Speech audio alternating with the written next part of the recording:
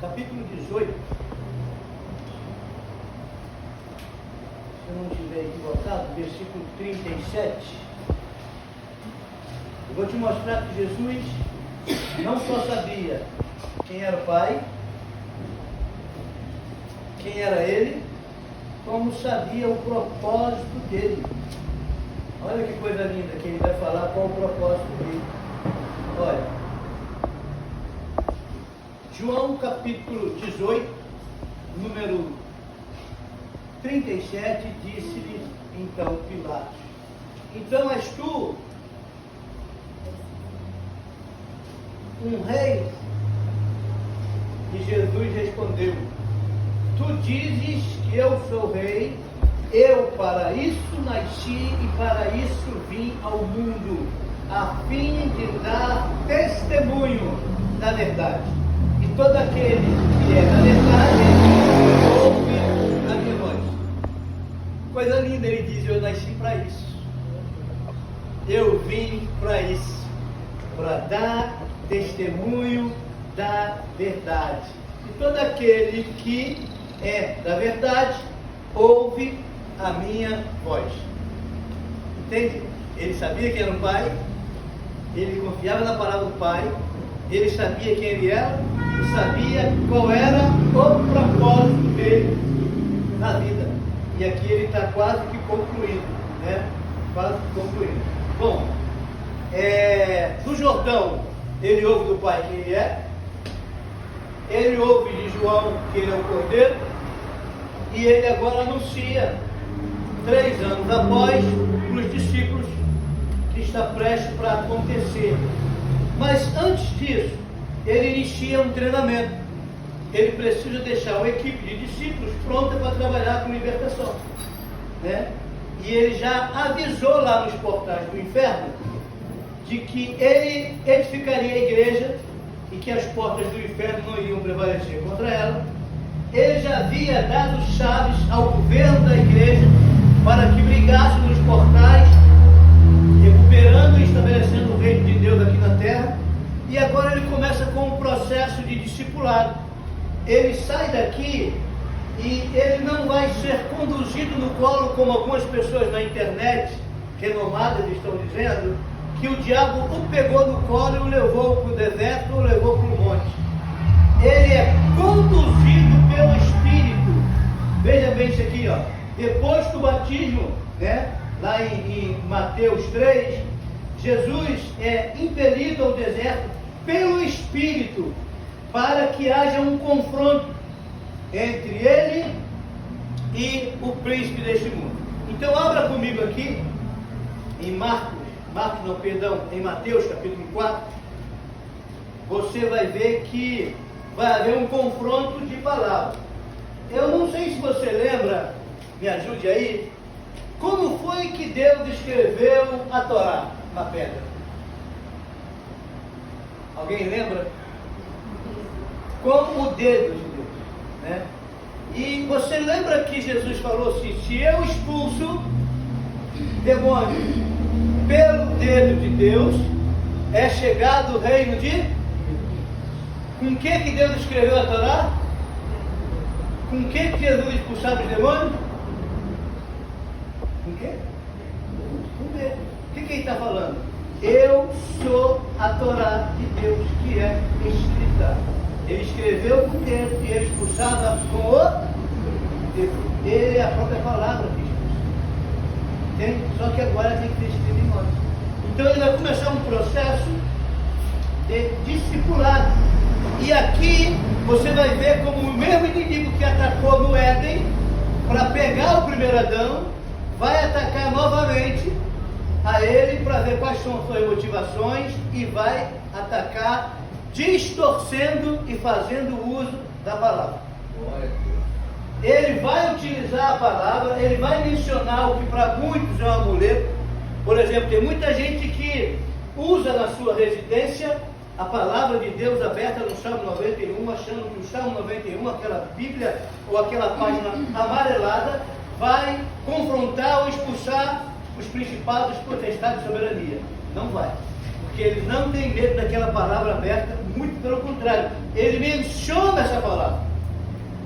Ele menciona essa palavra no confronto que vai ter agora no deserto. E Yeshua, Jesus, também vai mencionar a palavra. Então, como é que nós vamos nos manter libertos se nós não conhecermos a palavra? Porque ele também conhece a palavra, mas ele distorce. Ele não distorceu no início, ele vai tentar distorcer de novo. Então, olha o que acontece aqui, Mateus capítulo 4, versículo de número de 1 a 13, diz assim a palavra de Deus. Então Jesus foi conduzido pelo Espírito ao deserto para ser tentado pelo diabo. Note que esse confronto é no deserto. E quando ele jejuou 40 dias e 40 noites, ele teve fome. Uma das armas de quem quer fazer batalha espiritual é o jejum, além de meditar na palavra e conhecer a palavra. E quando veio a ele o tentador, disse: se tu és o Filho de Deus, ordena que essas pedras sejam feitas em pães. Veja bem, todas as vezes que você vê uma palavra de revelação, você vai receber uma palavra de dúvida para tentar te tirar da revelação. Ele acabou de ouvir que ele era o Filho de Deus. Ele acabou de ouvir que ele era o Cordeiro. E ele acabou de ser levado para um local e agora ele está sendo tentado naquilo que ele ouviu e quais são suas convicções. O diabo diz para ele: se você é Filho de Deus, o que ele queria fazer que ele pensasse? Que eu não sou. E para que você vai fazer isso? Bom, se você é, tu vai me provar que você é. Fazendo o quê? Transformando as pedras em pães. E o que ele diz? Quem sabe quem é, não precisa provar nada para ninguém. Glória a Deus! Porque você sabe quem você é. Você sabe quem te levantou. Você sabe qual é o propósito. E ele vai pegar a palavra, e aí eu vou deixar um dever de casa. Todas as palavras que Jesus utilizou aí contra o inimigo estão escritas na Torá. É os primeiros 5 livros da Bíblia. Ele pega lá de trás e usa contra o tentador. Olha a importância que tem ela. A pessoa não ignora ela, ele usa os princípios contra o tentador. Então aqui diz assim, ó: e quando jejuou 40 dias e 40 noites teve fome, e quando veio a ele o tentador, disse: se tu és o Filho de Deus, ordena que essas pedras sejam feitas em pão. Mas ele respondeu: está escrito, nem só de pão viverá o homem, mas de toda palavra que procede da boca de Deus. A palavra que procedia da boca de Deus estava escrito. Estava escrito na Torá. Percebeu? Ele diz: está escrito na Torá, a palavra que saiu da boca de Deus. Então o diabo levou a cidade santa e o colocou sobre um pináculo do templo e disse-lhe: se tu és o Filho de Deus, lança-te aqui abaixo, porque está escrito. Aí o Satanás usa o Tanakh, que é o Salmo 91, porque também está escrito: ele dará ordem aos seus anjos a teu respeito, e em suas mãos te sustentarão, para que tu nunca tropeces com o teu pé em alguma pedra. Veja que o inimigo está usando a palavra.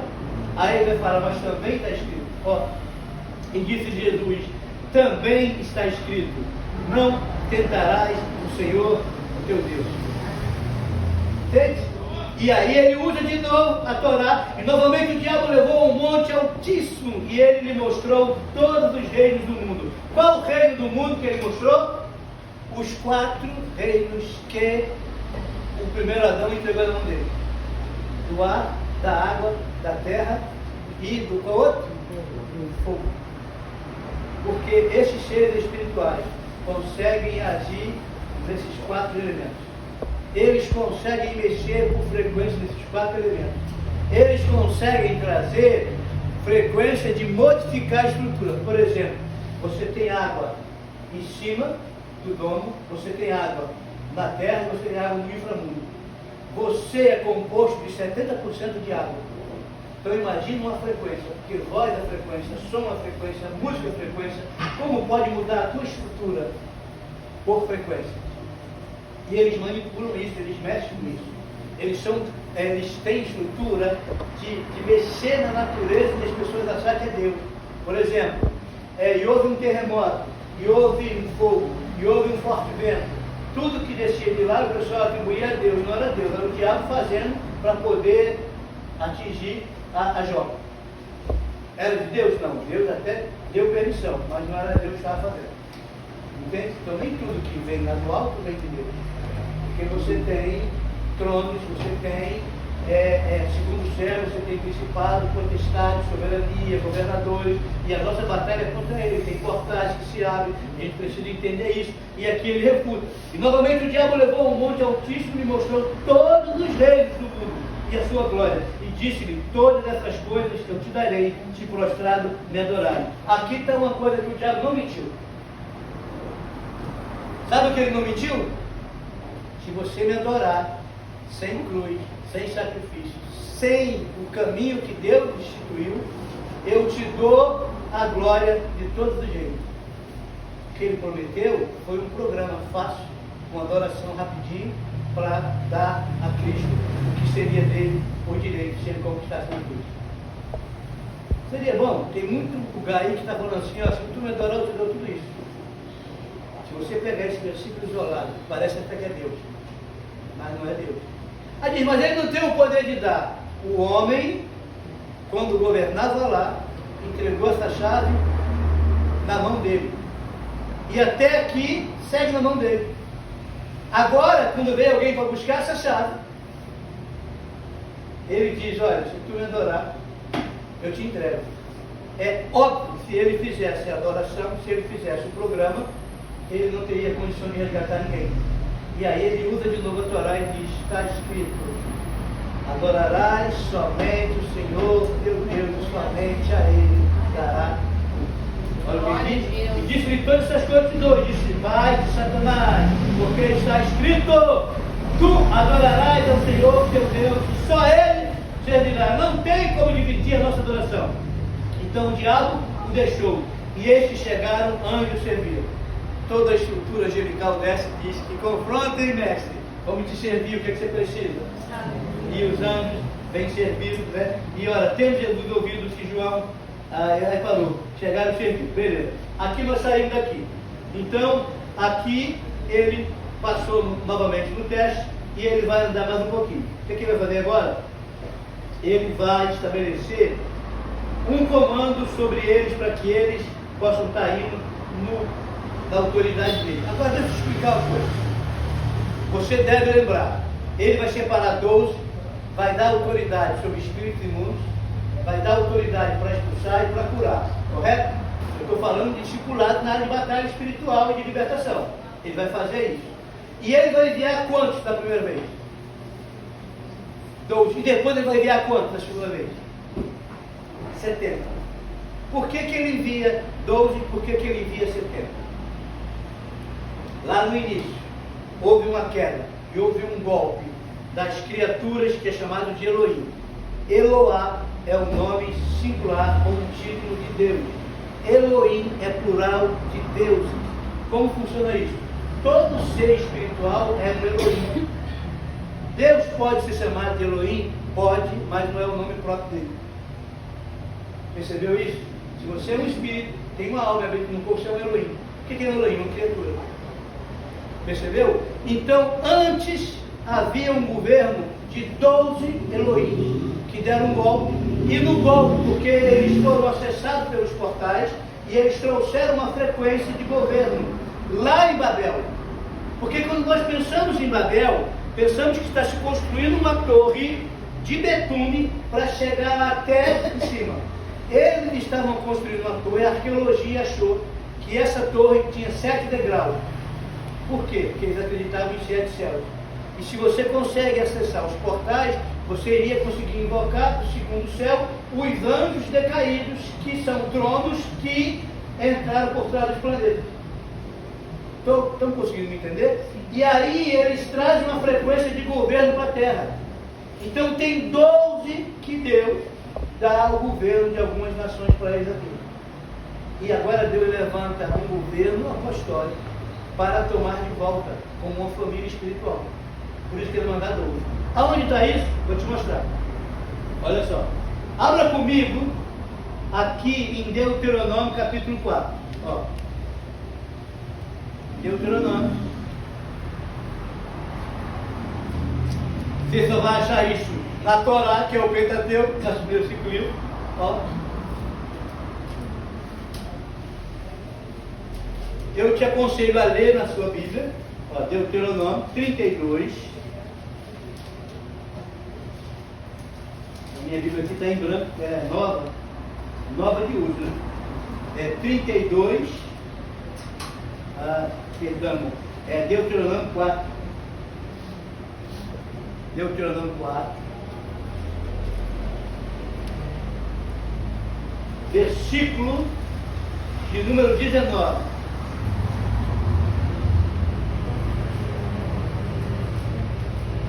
Diz assim: e não levante os teus olhos aos céus, quando vires o sol, e a lua, e as estrelas, e todo o exército dos céus, sejam impelidos a adorá-los, e sirva aquele que o Senhor teu Deus distribuiu a todas as nações debaixo de todos os céus. Mas o Senhor vos tomou e vos tirou das fornalhas de ferro até fora do Egito, para que lhe sejais um povo hereditário, como sois neste dia. Ele diz para não olhar para os astros e não adorá-lo, porque Deus tirou o povo do Egito para não fazer isso, e deu nações para esses seres governar. Ficou claro? Vamos melhorar? 32, do 8 ao 9. Olha, o que acontece do 8 ao 9?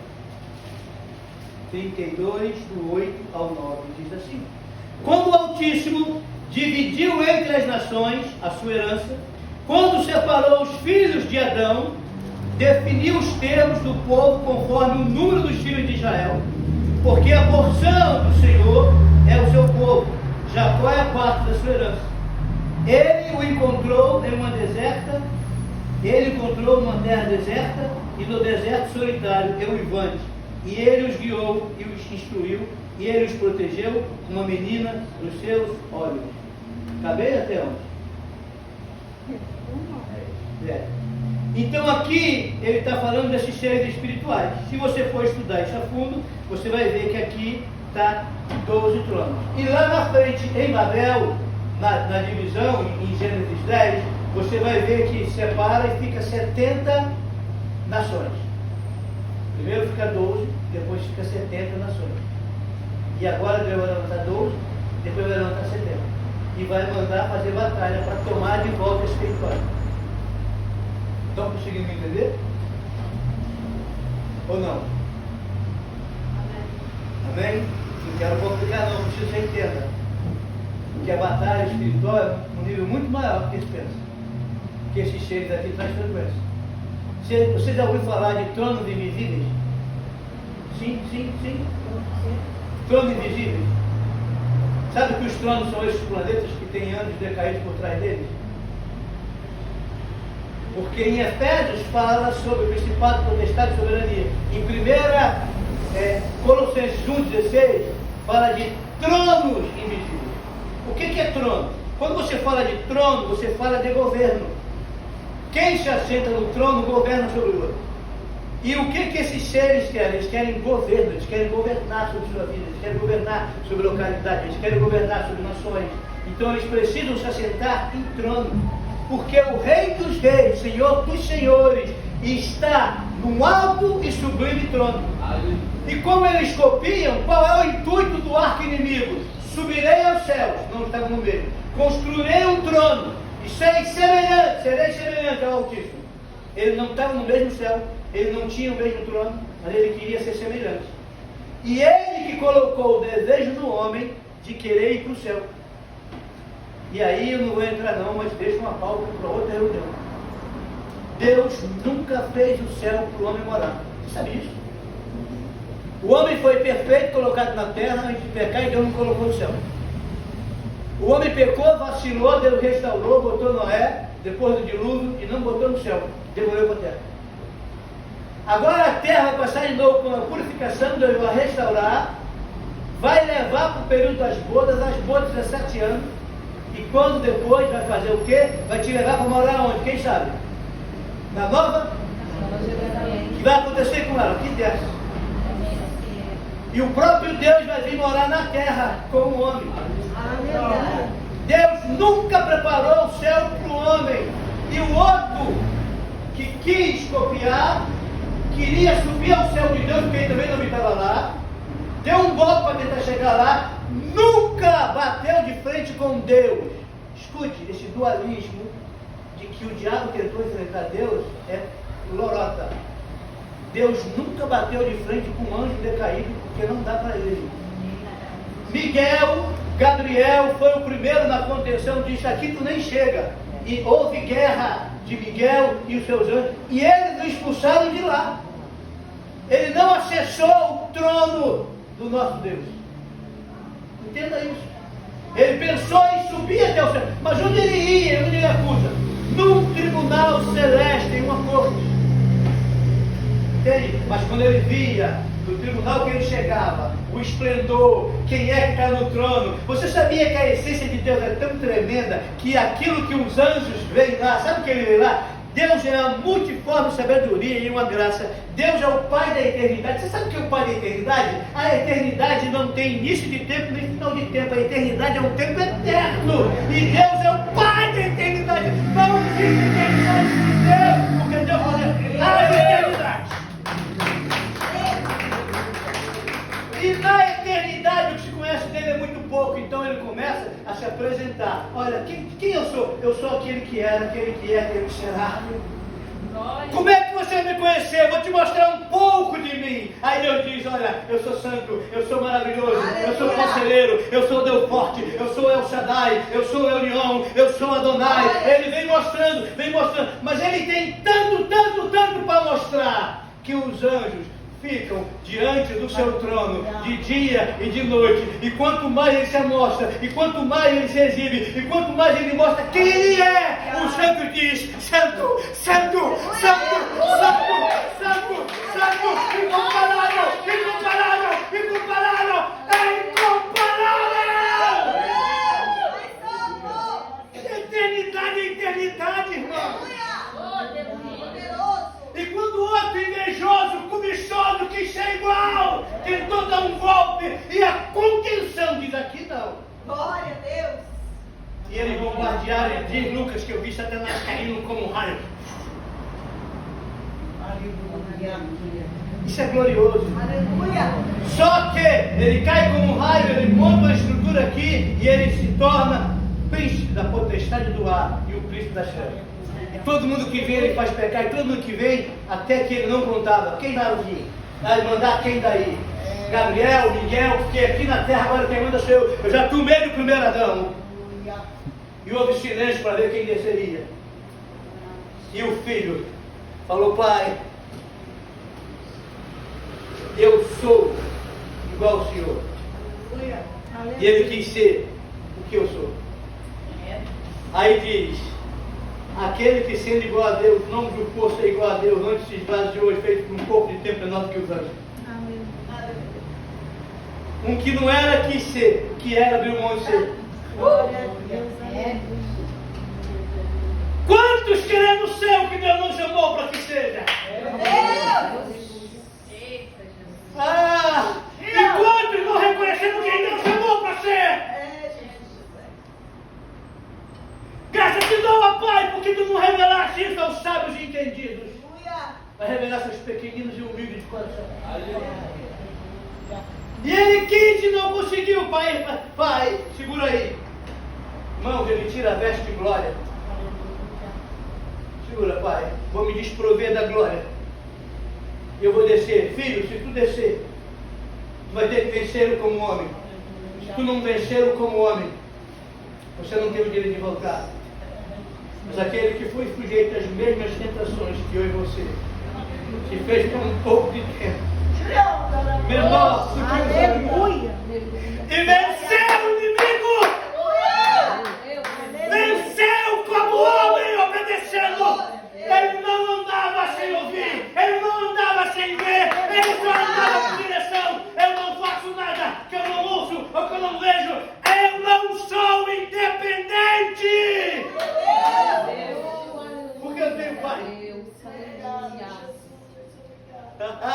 tenho pai. Eu sei quem é o meu pai, eu sei quem é a palavra dele. Eu tenho pai, eu sei quem ele é, eu sei quem eu sou, eu sei qual é o meu propósito. E quando eu encontro com a mulher que tem 5 maridos, porque Samaria tinha 5 maridos, eu começo a tratar com ela, qual era a fome dela, qual era a sede, qual era o problema dela emocional. E eu fico conversando com ela, eu fico quebrando o protocolo, até que ela entenda. E quando ela chega no auge, eu digo, vai chamar o teu marido. E ele diz, não, eu tenho marido, eu não sei se não é meu. Eu disse, olha, eu tenho uma água que jorra do interior que não conhece.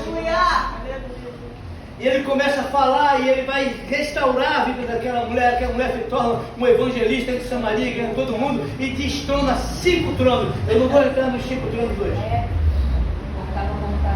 Porque eles não conhecem essa administração. Vamos voltar para contar. Aleluia. Glória a Deus. Aí, o que acontece? Os discípulos veio aqui, na hora de um portal, meio-dia. Ele estava com fome. E os discípulos preocupados, estão com fome, precisam comer, vamos comprar alguma coisa. Sai todo mundo, sai o tesoureiro, sai todo mundo. Aí ele sozinho, quebra o protocolo de falar com a mulher samaritana. E ele aborda, começa a falar, como sendo tu um judeu, falar comigo, que eu sou samaritano. E de mulher, se soubesse quem fala contigo, quem sou eu, que eu vivo de água da vida, estaria. Que aquele que crê em mim, rio de água da vida, fluiu no seu interior. E começa o desenrolo até que ele consegue tocar nela. E quando ele volta, ela já está totalmente resolvida. E o discípulo fica olhando para eles e diz, ele não comeu nada, não teve nada para comer, e agora está tão tranquilinho. Aí ele olha para o discípulo e diz assim, discípulo, eu tenho uma comida, eu tenho uma bebida que vocês não conhecem.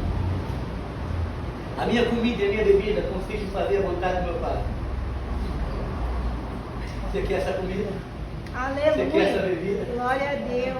Fazer a vontade do Pai? Glória Porque a a vontade do Pai é boa, é perfeita Aleluia. e agradável. Com 12 anos você faz o bar mitzvah e antes do mandamento você conhece a boa. Com 30 anos você conhece a perfeita. Perfeita não agradável. Você inicia o teu ministério rabínico, inicia o teu ministério sacerdotal. Com 33 você conhece a vontade perfeita. Quando você se entrega na cruz. E antes de ir para a cruz, no confronto, ele diz, Pai, se for possível, passe de mim esse cálice, todavia não seja feita a minha vontade, seja feita a tua vontade. E aí, Pai, os anjos descem de novo e dizem, olha, o Pai mandou falar, foi para isso que tu veio, é para lá que tu vai. Ele diz, seja feita a tua vontade. E lá no auge da vontade, na cruz, ele olha e diz, Pai, na tua mão eu entrego o meu espírito. Aleluia. Ninguém tira a minha vida, eu a dou. E ele entrega. E quando ele entrega, aí mesmo que ele tem mais vontade. Sabe quem tinha que estar naquela cruz? Você. Sabe quem tinha que estar naquela cruz? Eu. Sabe por quê? O morto não tem vontade. Aí, se você não tem mais vontade, você conhece a perfeita.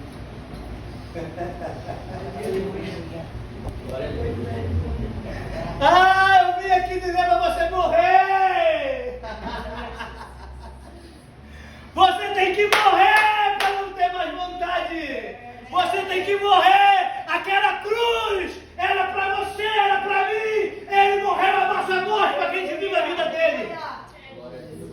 Quer fazer batalha? Vamos para a cruz! Aquele que é minha após dia após dia! Negue a si mesmo! Tome a sua cruz e siga-me! Aí funciona. Eu sou discípulo dele dia após dia. Eu pego a cruz e vou no espaço dele. E vou no espaço dele. Ele está fazendo uma equipe para trabalhar e mostrando como funciona. É um discipulado para a libertação. Que coisa gloriosa, irmão. Que coisa gloriosa. Conhecereis a verdade vos libertará. Teremos que entender quem Ele é. Teremos que permanecer na palavra. Teremos que nos tornar discípulos. Discípulo não anda independente. Existe Baal Peor, que é Moloque. Ele é pai dos órfãos. Ele deixa todo mundo independente. É quem recebe o labor. É quem faz culto profano. 3 palavras para ele: Pai, Senhor e marido. Como marido, ele quer ser teu companheiro. Como pai, ele quer ser teu protetor e também o teu dono. Só que Deus também é pai, marido e dono. Aleluia. Só que um é profano e o outro é santo. Aleluia. Um tem alimentos profanos, outro tem alimentos santos. Um tem a santidade, outro tem a contaminação. Um gera puro, outro gera maculado. Vamos lá, para você ter uma ideia. Existem 4 ofertas que precisam ser dadas por maculado. Quem é maculado? Todos aqueles que nasceram depois de Adão. Uma oferta de 0 a 5, de 0 a 5, não, de 0 a 7, de 7 a 20, de 20 a 40, de 40 a 60. Oferta de purificação por mácula. Mas está em Levítico. Aí falaram para nós que não precisa mais oferta porque isso é da lei. Como? Se eu nasci imaculado e tem uma oferta que me purifica. Entende? Então, tem gente devendo oferta de purificação. Isso é muito sério. Maria levou a oferta de purificação por Jesus. Se ele levou, se ela levou por Jesus, imagine nós. Ah, mas ele não tinha, mas ele cumpriu o protocolo. Porque sabia que era um Cristo. Vamos andar. Aí aqui, ele está trabalhando na questão dos gêneros. Olha só, a maioria de nós não recorda essa cena entre Jesus e Satanás. Ó, Mateus 4, 3 a 11, a terceira estratégia para conseguir Jesus violar o seu relacionamento com Deus foi de oferecer o Filho que deu às nações do mundo. Como ele faz isso? Ele está oferecendo às nações. Quem é que está governando as nações? Ele. E ele tenta negociar. Ele diz, não, eu vou tomar. Que eu estou falando isso aqui com você, para chegar lá no local que ele está. Porque quando eu chegar lá no local de novo, eu vou te mostrar que ele está em frente dos portais. E ele pergunta quem ele é. E o pessoal diz. E aí ele declara para que eles possam vir. Eu edificarei a minha igreja. E as portas do inferno não vão prevalecer. Ali tinha uma divindade por nome de Deus Pan. Mas tem muito mais. Se você não sabe, existe um local onde tem 200 sentinelas. São anjos decaídos. Que fizeram um pacto.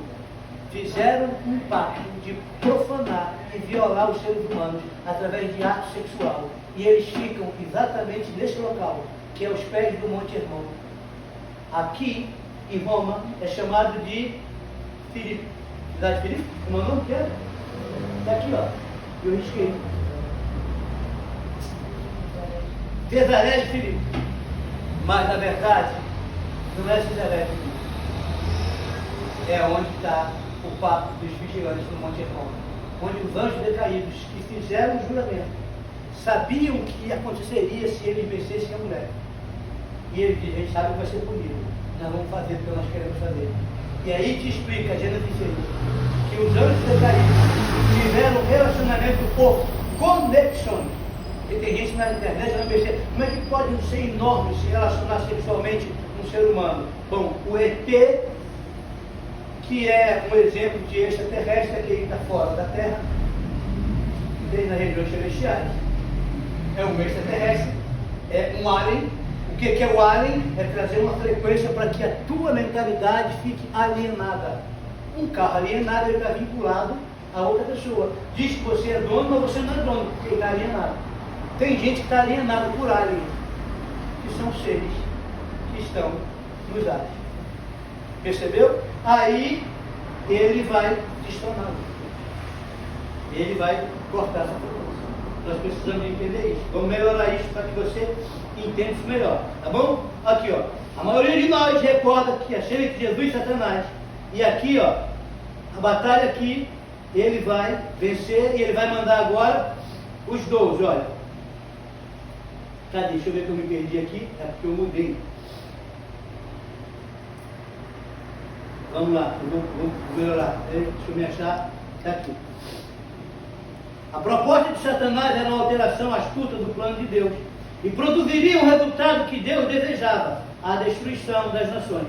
Só que Deus segue firme em levantar uma família apostólica, uma família de governo para brigar. Aí o que é que Deus faz? Logo após a tentação do deserto, Jesus de imediato fez 2 coisas. Número 1, chamou os seus discípulos, Pedro, Tiago e João, e curou um homem endemoniado. Marcos 1,16. Vamos ver aqui o que ele faz. Ele sai desse confronto E ele vai para Marcos 1,16. E ele vai curar. O que ele está mostrando? A libertação. Ó, Marcos 1,16.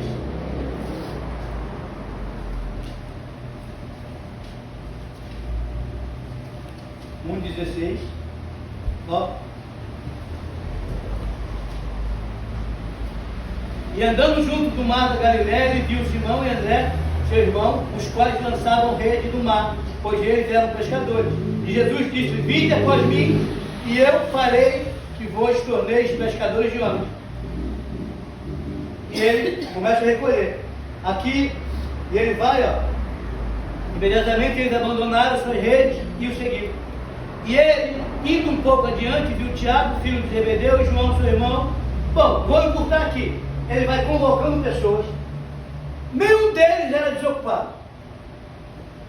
Já notou isso? Todos eles tinham ocupação. Deus diz: larga a tua ocupação e vem para tempo integral. Cuidar de Deus. Pega 12. E convoca. E separa. E unge. E depois manda aí para a libertação. Está andando, ó. Eu vou correr para poder ver se eu consigo ir além, tá bom? Ó, ele vai andando, não vou ler Lucas, tá? Aqui, ó. Aí ele vai. E curou um homem demoniado. Aqui tem um homem demoniado. Cadê? Ó. Versículo 21, eles entraram em Cafarnaum e imediatamente no dia de Shabat, que dia? No sábado, entrou na sinagoga e ensinava. E eles admiravam-se da doutrina, pois eles ensinavam como tendo autoridade, e não como os escribas. Aqui é os escribas, doutores da lei, sem a revelação da palavra escrita. Agora entra com eles a palavra escrita, dando autoridade para os discípulos, andando com a palavra. Você consegue, porque ele não conseguia entender o porquê que a palavra dele era diferente, de onde vinha? Porque ele recebia direto do Pai. Aí olha o que ele vai fazer. Vai onde? Ali estava na sinagoga deles um homem com um espírito imundo. E ele gritava. Como é que era o espírito? Como é que é o Espírito Santo? Um santo e um imundo. Você consegue perceber a batalha?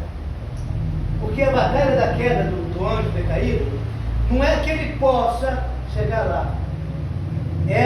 A batalha dele é contra nós, para que a gente não seja puro.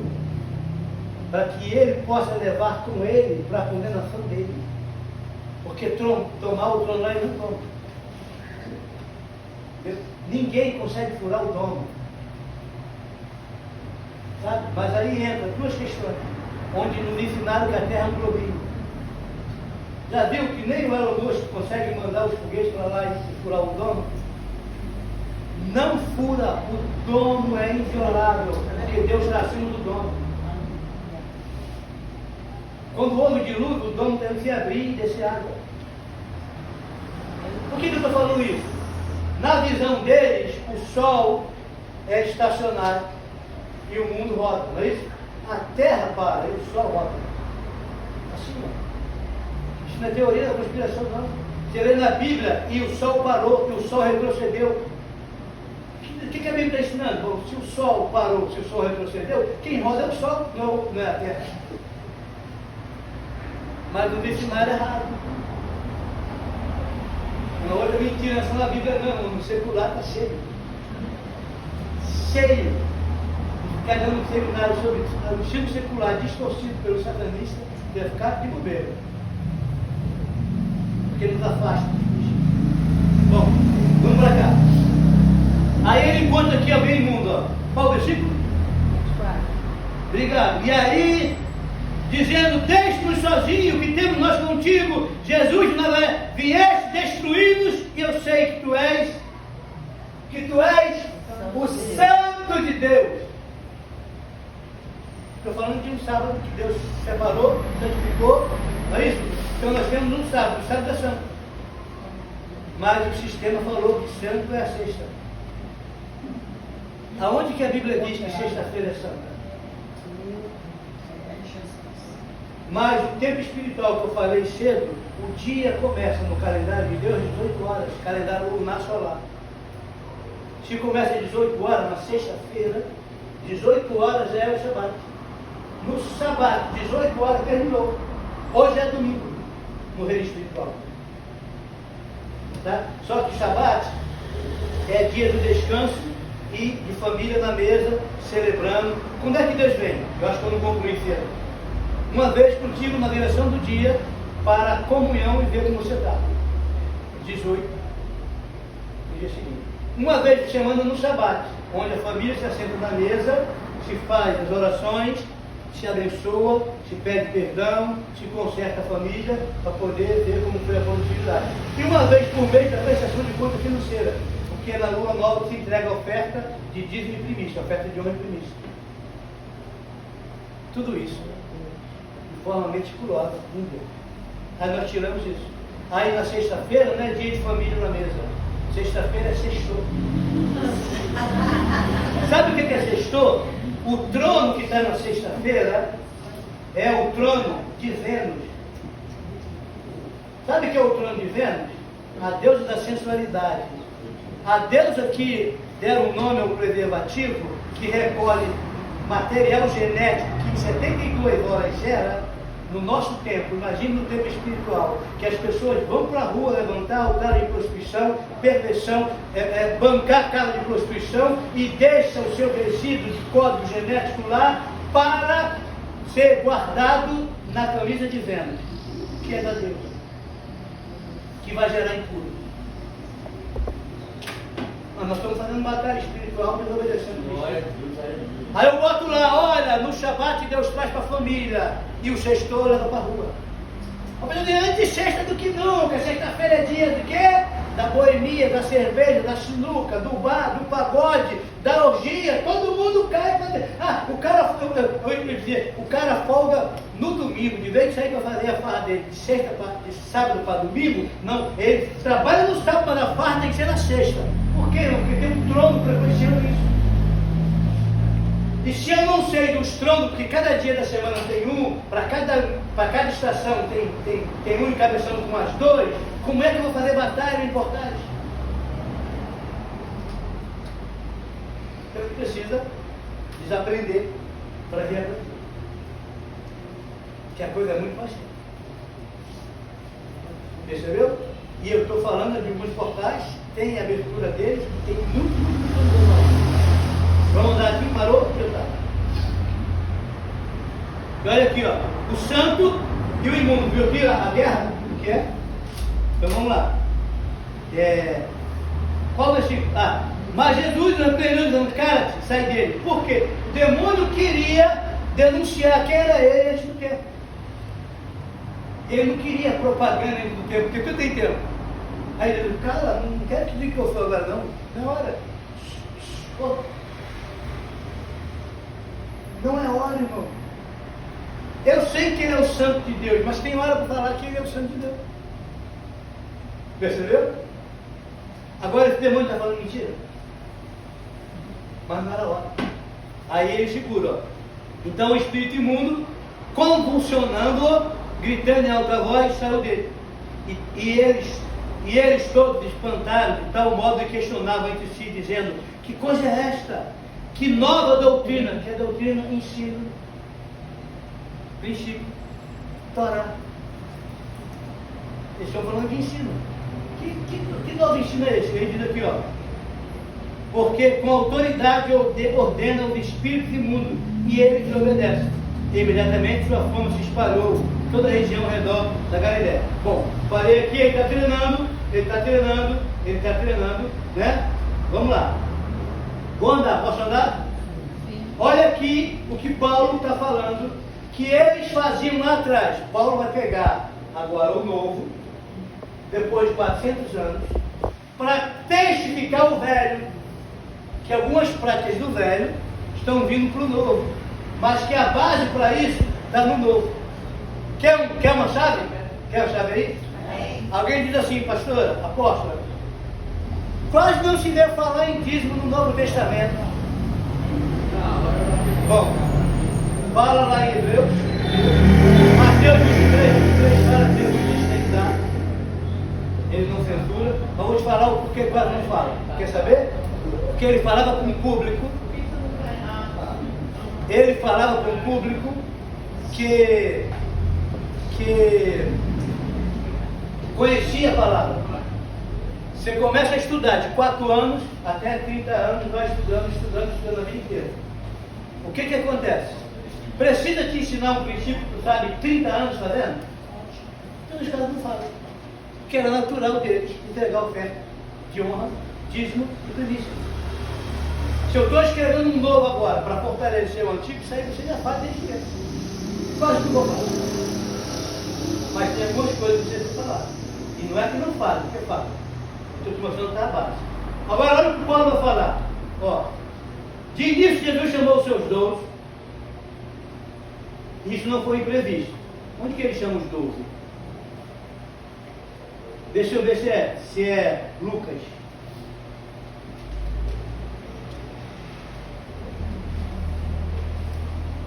Lucas 4.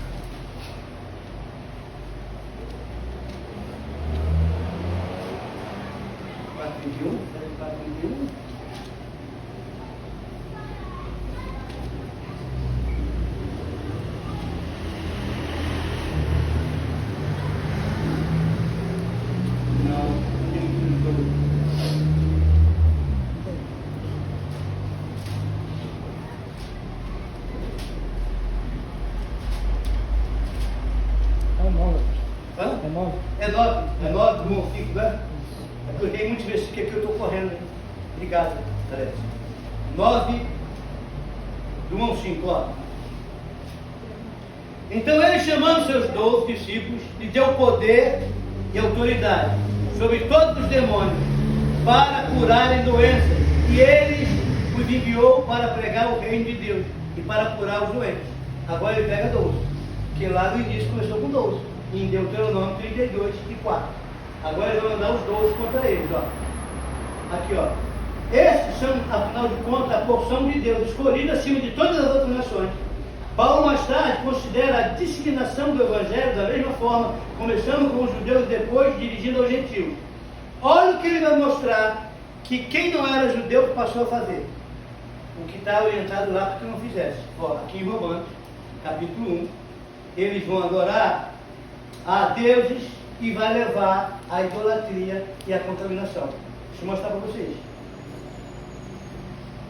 Ó, e muitas dessas contaminações nós recebemos por herança, que dá direito a uma perseguição geracional.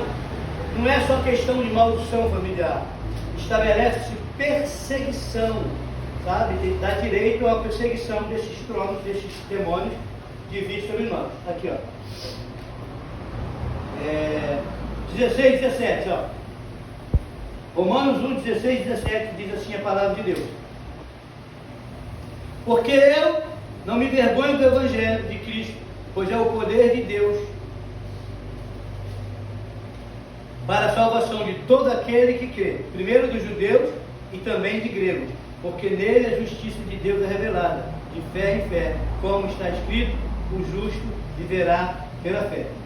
Né? Agora ele diz aqui, ó, 22, professando-se sábios, tornaram-se loucos e mudaram a glória de Deus incorruptível por sua imagem feita à semelhança de homem, corruptíveis, de aves, de quadrúpedes e de répteis.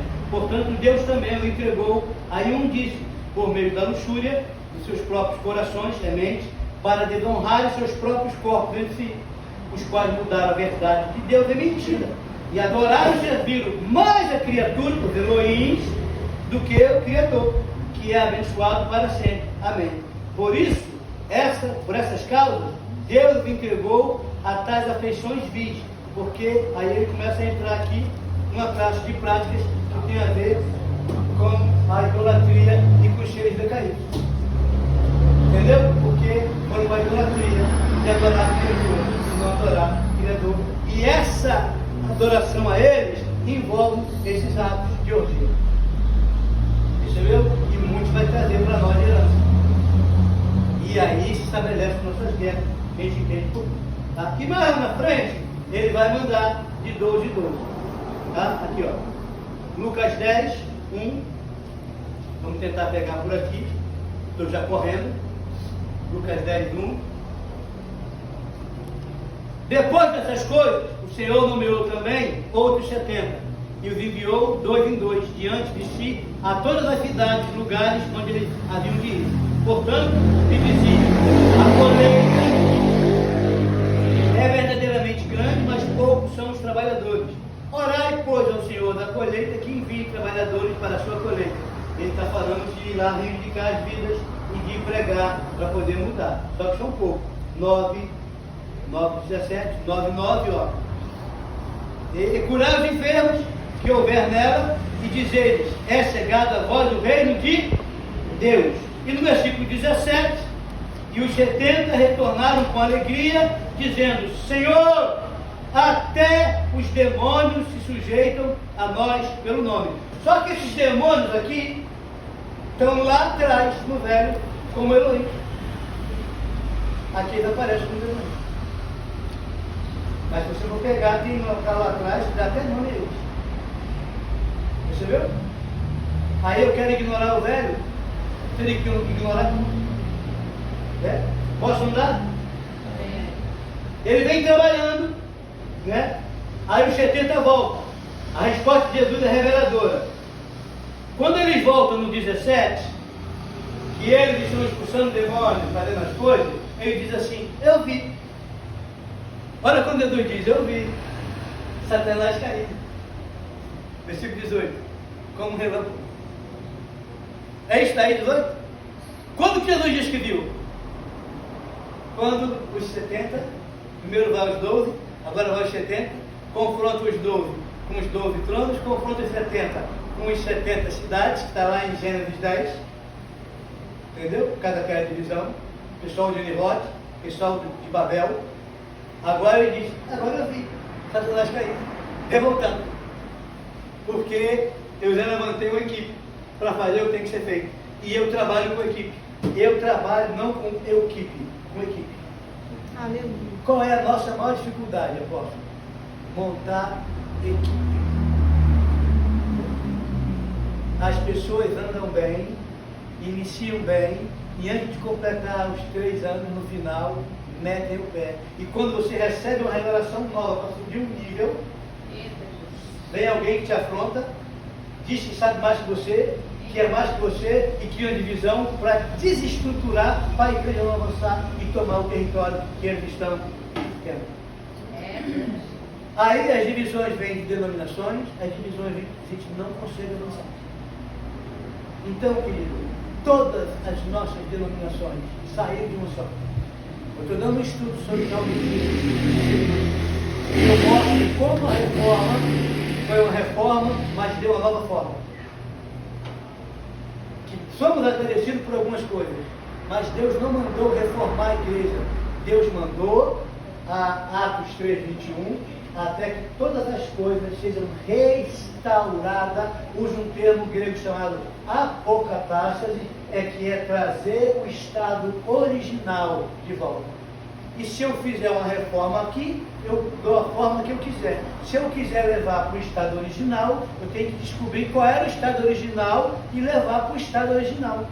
E o que foi feito em Roma foi reforma, não restauração. E a igreja de Yeshua nunca saiu de Roma. A igreja saiu de Sião. E o modelo é a Jerusalém Celestial lá de cima. Não é nenhum daqui de baixo. Então eu tenho que voltar. E para voltar, eu preciso entender o que é Torá. Não tem como. Aí não, se é coisa de Deus não Torá, é a palavra de Deus. Aleluia. É ensinamento, é doutrina. Aleluia. Posso andar? Ó, vamos lá. Agora estou chegando para fechar essa parte, tá bom? Ó, em Gênesis 10, você anota aí que vai estar as 70 nações governadas lá pelo aquele pessoal rebelde, né? E quando os 70 voltam, a mensagem é dramática. A grande redenção estava sendo construída. Ele cai. E agora que ele cai, ele só vai até um determinado lugar para acusar. Mas ele cai, porque ele está sendo destronado. Então ele está muito furioso com quem entende o procedimento do discipulado, da obediência, de estar nele, de ser discípulo dele, obedecer a palavra está com você, para você ser um libertador. Aí, a gente faz um bocado de coisa, mas não muda, porque nós não somos discípulos. A maioria de nós somos independentes. Não vai. Olha, nós estamos em 2000 quanto? Depois de Cristo? 2024. Jesus é Rei dos Reis, Senhor dos Senhores, está sentado à destra do Pai, aguardando a hora que o Pai diga para ele: desce. Se ele está aguardando, por que eu quero ser independente? Eu sou discípulo dele, ele não faz nada que ele não veja o que ele ouça.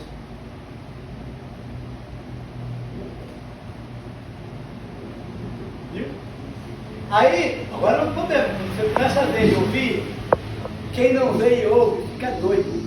De onde ele tirou isso? De onde está tirando isso? Querido, nenhuma religião, grave isso aí, nenhuma religião leva a Deus, nem a de Roma, nem católica, apostólica, romana, nem evangélica, nenhuma religião leva a Deus, porque toda religião é uma tentativa humana de criar um caminho daqui de baixo lá para cima. E Deus não veio instituir uma religião, Deus veio instituir um relacionamento. A palavra é religar, tornar a ligar aquilo que partiu. Eu fui desligado no Éden e fui religado na videira verdadeira. E todo ramo que está em mim, ligado, produz fruto. O que não produz fruto é cortado. E o que produz fruto é podado para dar mais ainda. Aí você olha para as pessoas, se estão na videira ou não, se estão recebendo a vida dele ou não, se estão conectados ou não, se tem fruto. Você vai ver o fruto. Cadê o teu fruto? Tem gente que tem aparelho e não tem fruto. E a videira que tem aparelho mas não tem fruto, eles têm que sair. Por isso que ele amaldiçoou.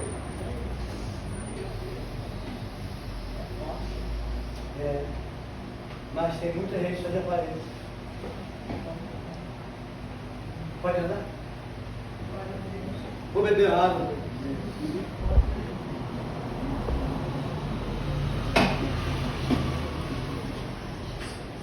Vem para cá, irmão. Eu já estou quase chegando aonde ele perguntou quem ele é. Olha.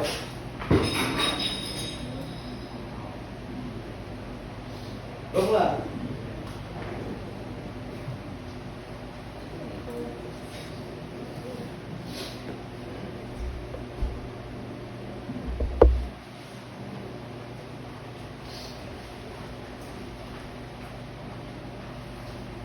Quando eu vinha para cá, ele falou para mim: eu quero que você leia essa semana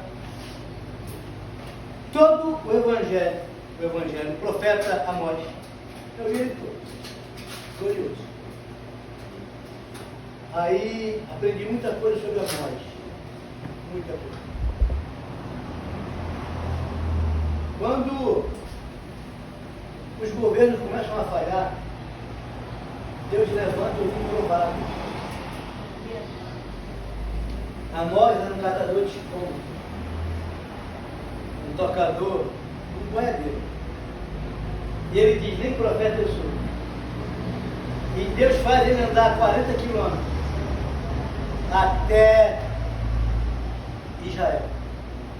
Ele vai confrontar Judá e Israel. Tem dois reis no poder. Um é Urias, Uzias, outro é Jeroboão. O período que Israel é mais próspero, só Uzias conquistou 5 cidades, inventou armas como catapulta, tinha um exército militar fabuloso. Onde ele estava ganhando tudo. O outro também, mas os dois estavam com um culto idólatra.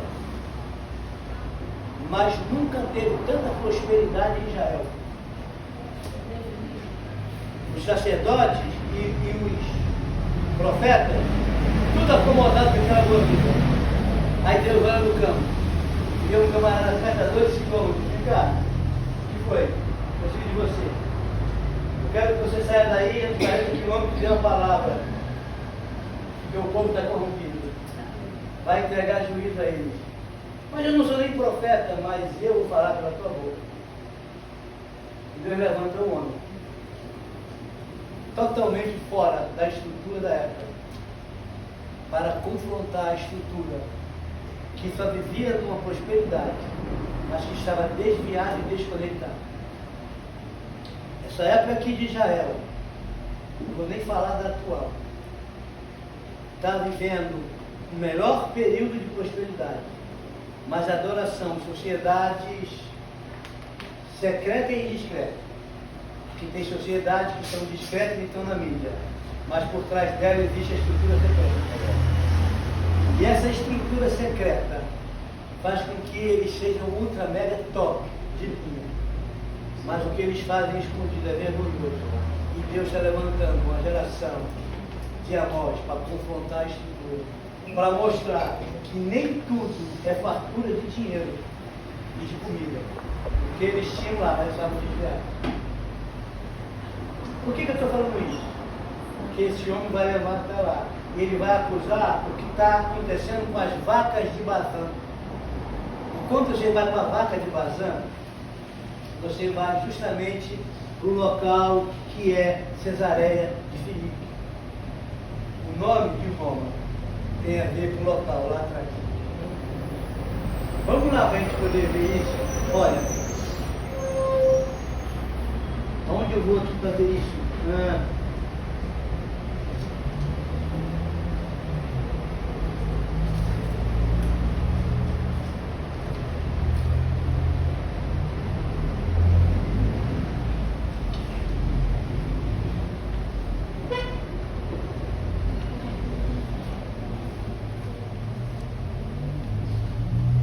Vamos lá.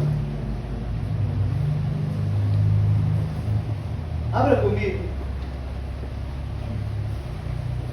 Isso aqui, ó. Para você ter uma ideia.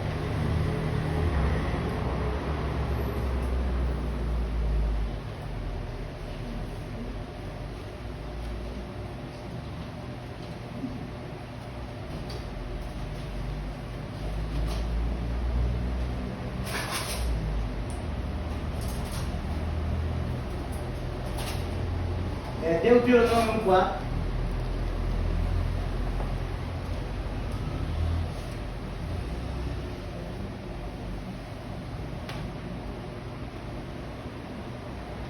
Coisa linda, irmão.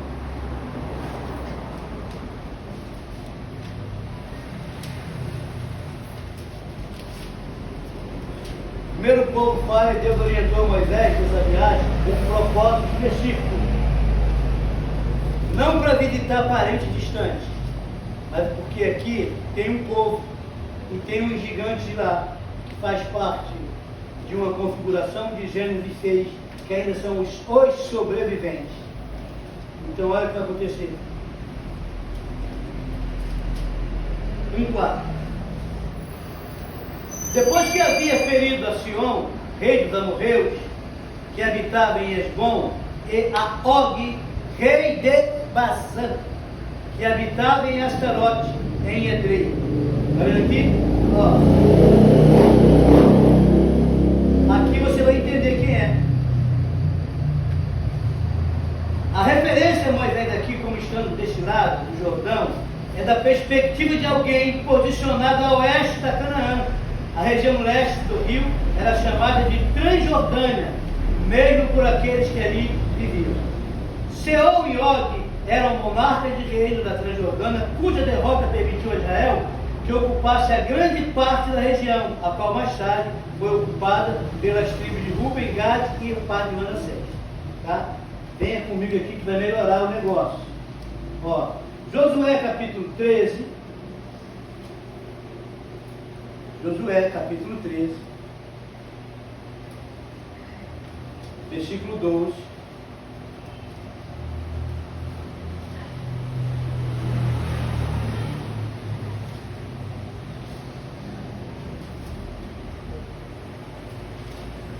Diz assim: todo o reino de Og em Bazã, que reinou em Astarote, em Edrei, restou do remanescente dos gigantes, pois este Moisés feriu e expulsou.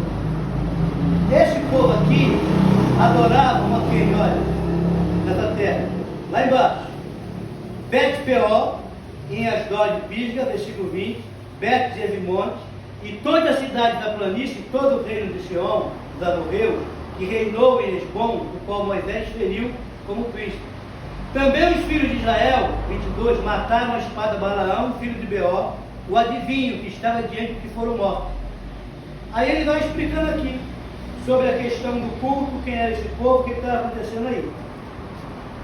Aqui tinha os últimos gigantes, que eram provenientes de Gênesis 6:6, e onde diz que tem os sentinelas presos. Então ele está diante de Labã, onde é o Monte Hermon, onde tem os sentinelas presos, e ele começa a perguntar quem dizia o povo que ele era. E o povo começa a falar quem ele era. E ele diz: agora quem você diz que eu sou? E quando há a declaração de quem ele é, ele diz: sobre esta pedra eu edificarei a minha igreja. Porque ali era uma região muito deserta e cheia de pedras. Ele diz: eu vou botar uma pedra aí. E a minha pedra é a edificação da minha igreja. E as portas do inferno não irão prevalecer contra ela. E eu fiquei maravilhado, muito maravilhado, porque é exatamente aqui que eles estão adorando. Olha só, Deus levou para lá a fim de encontrar dois reis, Seom e Og. Esses dois reis eram amorreus e regentes daquele que a Bíblia chama de Refaíns. Como Deuteronômio 2:11 coloca de forma ominosa, os anaquins eram também considerados Refaíns. E Deus, por intermédio de Moisés, guiou o povo para mais uma área ocupada pelo mesmo tipo de gigantes que há um ano atrás havia amedrontado os espias de Israel, ao ponto de torná-los incrédulos. E o evento que resultou em 40 anos de variação. Faria em 40 dias, demorou 40 anos, porque eles ficaram medo com os gigantes. Agora passa um período de novo, e Deus leva de novo Moisés com o povo que nasceu na saída do Egito, o mesmo local. E o mesmo local agora é onde Jesus está lá, perguntando quem ele é. E estabelecendo agora um governo para brigar contra esse gigante, para defender dos gigantes e contra os seres angelicais que fizeram isso. Aí ele diz: as portas do inferno não vão prevalecer, porque eu vim. Ele está declarando: eu vim. Agora é hora de saber quem eu sou. Eu vim para estabelecer a igreja. Eu sou o que tinha que descer para tomar tudo de volta. Eu sou o último Adão. Glória a Deus. Irmãos, ele chegou a hora e ele declara publicamente o inferno. Tem noção? Vamos para lá, vamos começar a terminar isso aqui. Ó. Eu não vou, não estava aqui não, vou te mostrar uma coisa em Amós. Abra aí Amós 2, 2:9. A gente começar a terminar essa parte. E depois eu te dou umas dicas legais para nós, para que possamos começar a finalizar até as 9, tá? Livro do profeta Amós,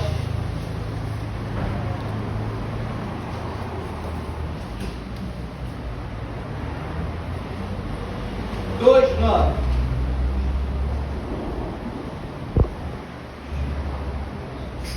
Diz assim: todavia eu destruí diante deles os amorreus, cuja altura era como a altura dos cedros, e era tão forte quanto os carvalhos. Ainda assim destruí seu fruto por cima e suas raízes por baixo. Tu viu aí a altura deles? Aonde eles estavam? Lá nesse lugar, né? Ó, essa passagem aqui, escute isso, irmão. Eu vou ler do 7, do 2, 7 e 8. Ó. Suspirando pelo pó da terra sobre a cabeça dos pobres, perverteram o caminho dos mansos. E um homem e seu pai entraram a mesma moça para profanar o meu santo nome. E eles se debruçavam sobre roupas empenhadas sobre qualquer altar e bebem o vinho dos condenados na casa de seu Deus. O que ele está falando?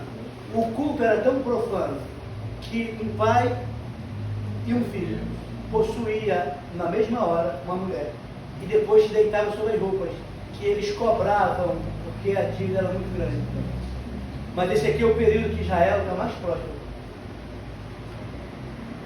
E Deus convoca o profeta para ir lá confrontar a estrutura de um povo que abandonou a Deus na família. E eu não estou falando dos remanescentes, tá? Que eu amo Israel. Estou falando que se corrompeu.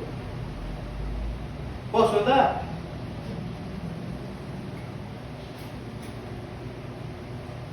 Vem aqui no capítulo 5 comigo.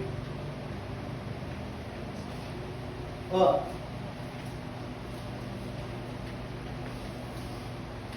Versículo 1. Ouvi essa palavra que levanta contra vós como uma lamentação, ó casa de Israel. A virgem de Israel caiu, e ela não mais se levantará. Ela está desamparada na sua terra, não há quem a levante. Vou pegar um versículo específico para andar. 8. Procurai aquele que fez as Pleiades e o Orião, e tomou a sombra da morte em manhã, e fez escurecer o dia como a noite, que chamou a água do mar e os derramou sobre a terra. O Senhor é o seu nome. Ele está falando da constelação estelar, do zodíaco. Sabe quem criou? Deus. Sabe que está distorcido? Mas está distorcido. No livro de Jó, cronologicamente mais antigo, já conta como Deus criou. Só que houve uma distorção e esses anos negados. Estão dando aí como 12 signos de direção para o povo. E aqui Deus está questionando isso, porque é dessa terra aí, de outro tipo. Aí diz mais, ó, eles odeiam aqueles que repreendem na porta e abomina aos que falam a seriedade. Portanto, visto que pisais no pobre e extorquis deles tributo de trigo, edificaste casa de pedra, lavrada mas não habitarei nelas, plantareis vinhas agradáveis, mas não bebereis do seu vinho, pois conheço as vossas muitas transgressões e os seus muitos pecados afligem os justos. Recebem suborno e rejeitam a justiça dos pobres na porta. Versículo 26. Antes carrega o tabernáculo do vosso Moloque, Equium, suas imagens, a estrela do vosso Deus, que fizeste para vós mesmos. Imagem de quê? Moloque. Que é Moloque? Baal-Peor. O trono que pega a boca e que faz o ofício. Chegou aí?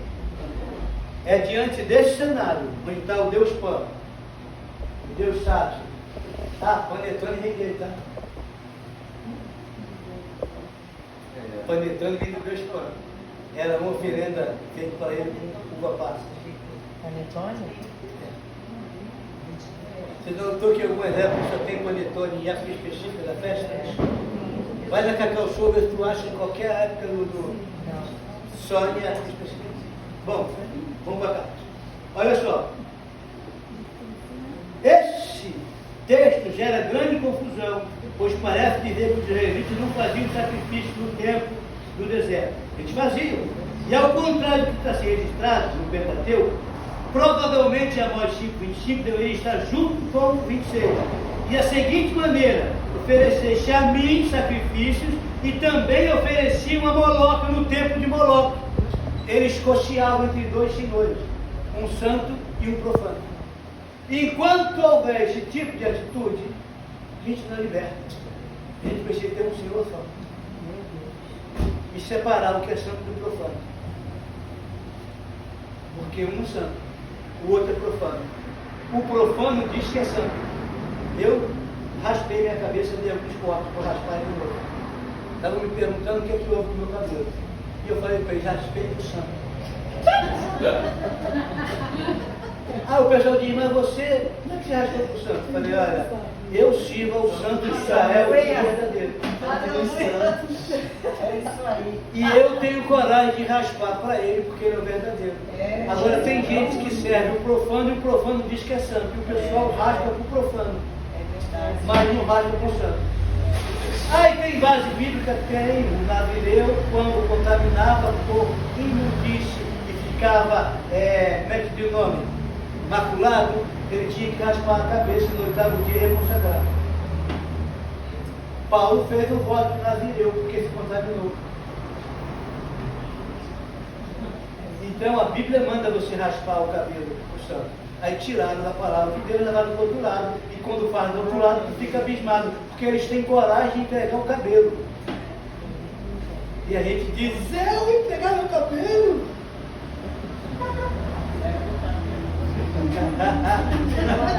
E aí?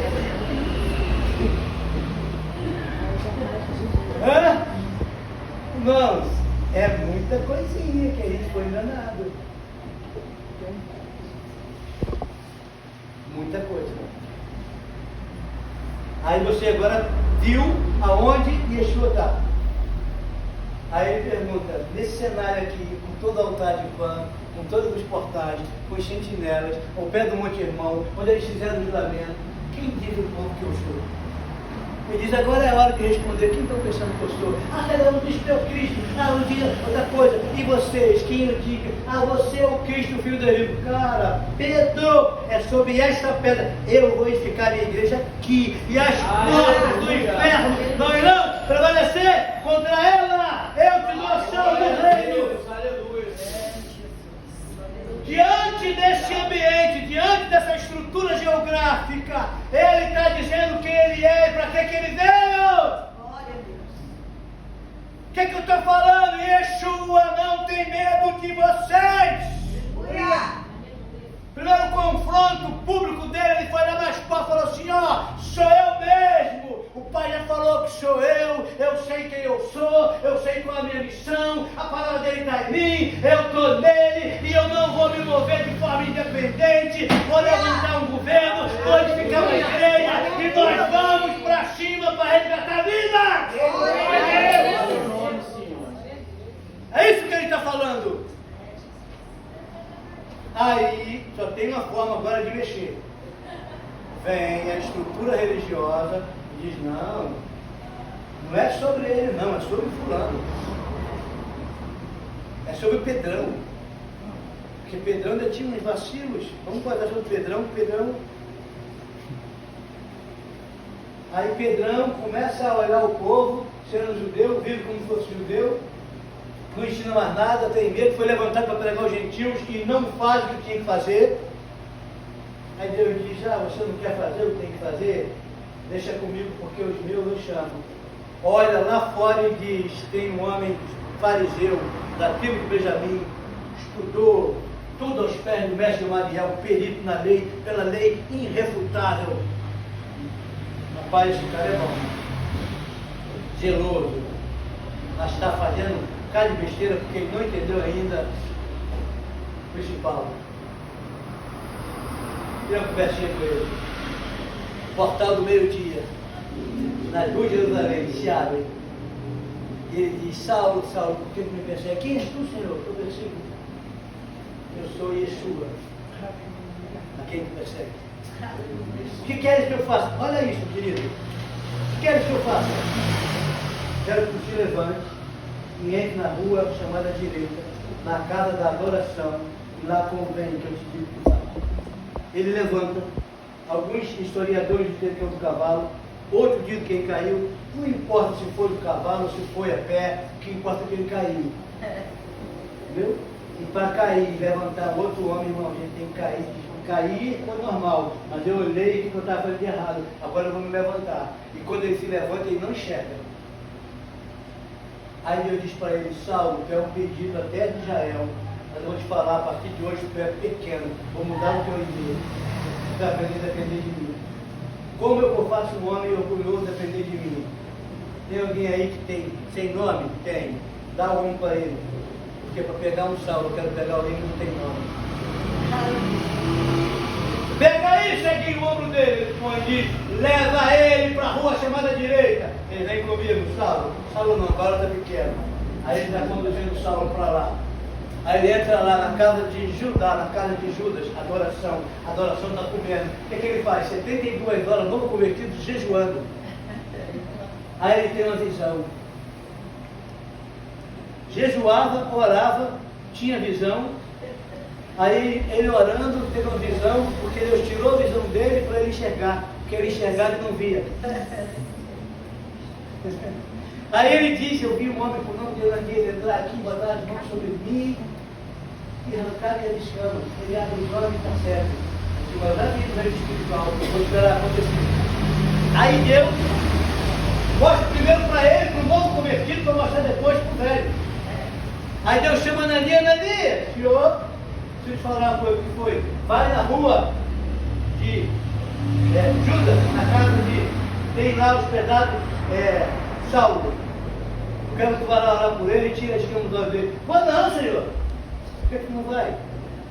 Já ouvi falar desse cara. Ele é o que? Eu não vou não. Rapaz, olha só, tu vai. Porque eu não importa o que falaram dele. Não importa o passado dele. Importa o que eu tenho que fazer com ele. Eu vou mostrar para ele coisa importante, sofrer pelo meu nome. Quanto enriquecer pelo meu nome? Não, sofrer pelo meu nome. Aleluia. Ele é um instrumento escolhido. O que é instrumento escolhido?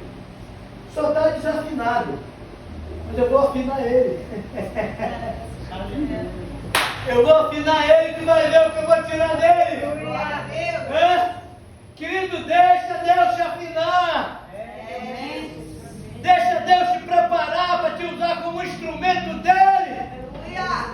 Um instrumento afinado pelo Espírito para você trazer as frequências do reino. Não importa que alguém diga, eu sei quem é ele, eu sei quem é ela, eu conheço, eu já ouviu falar. Você ouviu falar do que ele era, você ainda não ouviu falar do que ele será, porque eu conheço o passado, eu conheço o presente e eu conheço o futuro. Ei, Jesus. Aleluia.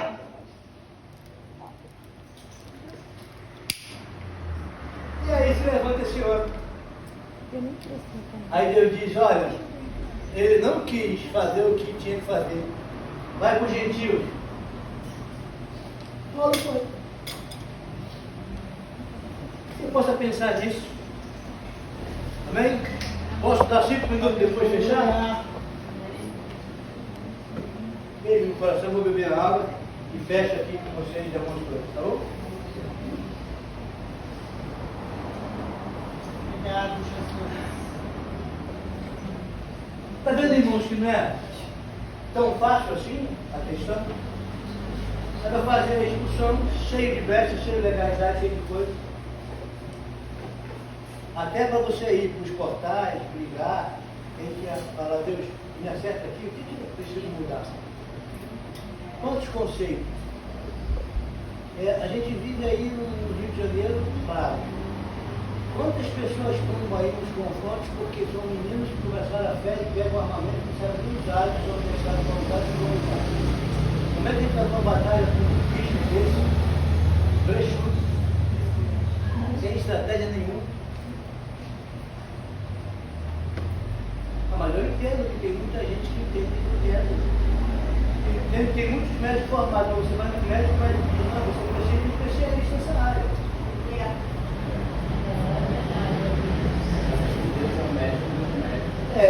Aí você vai no mecânico, o mecânico está mexendo no carburador, agora está tudo injeção eletrônica. Se ele não se atualizar, ele não consegue consertar o teu carro mais porque precisou se reciclar. Então, tu sabia onde não vale para hoje. A revelação de ontem, a nuvem mudou o querido. Mas só que tem as bases que tem que seguir firme, as bases precisam ser restauradas. Tá bom? Eu tenho 2 opções agora para fazer mais uma horinha para fechar. Ou eu falo um pouquinho para vocês sobre o portal, se tem ideia, ou eu fecho a questão da identidade, de você olhar para você mesmo. 2 materiais aqui. Você escolhe o que eu quero fazer, eu já volto antes de acabar. E aí, vamos falar dos portais um pouquinho?